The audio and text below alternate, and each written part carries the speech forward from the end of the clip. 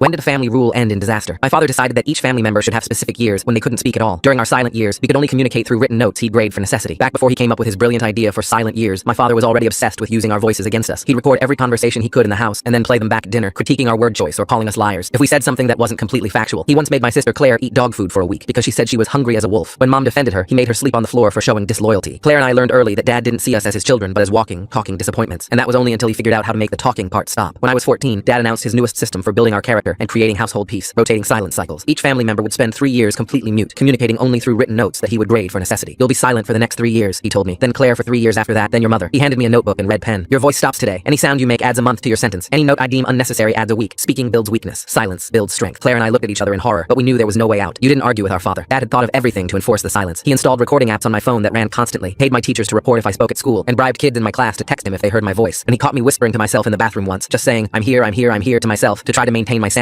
He added 6 months to my sentence. He burned my guitar when he thought he heard me humming. He gave away my dog when a neighbor claimed they'd heard me call its name. The fear of what he'd do next kept me silent, even when he was miles away. And so every interaction became a written negotiation. I carried notebooks everywhere, writing what I absolutely had to communicate. Dad graded my notes every night with a rubric he'd created. Was this information essential? Could you have communicated through gesture? Did this exchange improve anyone's life? Most nights I failed, and he added more time to my silent hell. Mom and Claire would beg my dad to let me speak, even though he kept punishing them every time they tried. They still never gave up, even when I tried to beg them with my eyes because I couldn't stand watching them walk around covered in bruises for disrespecting Dad's rule. Claire always tried to help, becoming my voice when she could. She'd translate my gestures, speak my written words aloud, include me in conversations. But her turn was coming up fast, and with all the extra time Dad had added to my sentence, I wouldn't even be able to be her voice like she was for me. After over a year of silence, I decided to try reasoning with Dad through written argument. I spent weeks crafting the perfect letter about how the silence was damaging my education, destroying my social development, and causing permanent psychological harm. I included research about language development in teenagers, testimonials from teachers about my declining grades, and evidence that enforced muteness could cause permanent vocal damage. I argued that I'd learned whatever lesson he wanted to teach, and that continuing would only create lasting harm. Dad read it thoughtfully, nodding at certain points. Getting my voice back was so close I could practically feel it. Then he said, compelling argument. You've proven the power of written communication. Your sentence is extended 6 months for trying to manipulate your way out of commitment. I wrote frantically, explaining that wasn't manipulation, just logic. He responded, now it's 9 months. Every note protesting adds 3 more. I stopped writing. Mom and Claire saw my face and started crying. They had so much hope my plan was going to work. Dad smiled like he taught me something profound. The extended sentence broke something in me, and I stopped writing altogether, even for necessities. When teachers asked questions, I stared blankly, and when Mom offered dinner choices, I ate whatever she gave me first. Dad saw this as growth rather than surrender, and bragged to Mom and Claire about my perfect understanding of silence economics. My total silence meant I couldn't communicate when things went wrong. I watched Mom collapse from her diabetes because I couldn't tell anyone she'd been forgetting her insulin, and I watched Claire's boyfriend shove her because Dad would mark any note about it as gossip rather than necessary information. Dad started engineering tests where staying silent meant letting bad things happen. He would start small kitchen fires to make sure I'd sit quietly and watch them burn, and he would hide Mom's heart medication to see if I'd break silence to reveal where I'd seen him put it. He kept his red pen ready, eager to add months if I made even the smallest sound. 2 years and 8 months into my silence, I watched from the garage as Dad worked under his truck. When I saw that it was about to slip on the jack and crush him, I stood there, opened my mouth, and said nothing. The truck dropped and crushed him instantly. At the funeral, I kept practicing my silence, but after months of therapy, I was finally ready to say my first word. Finally.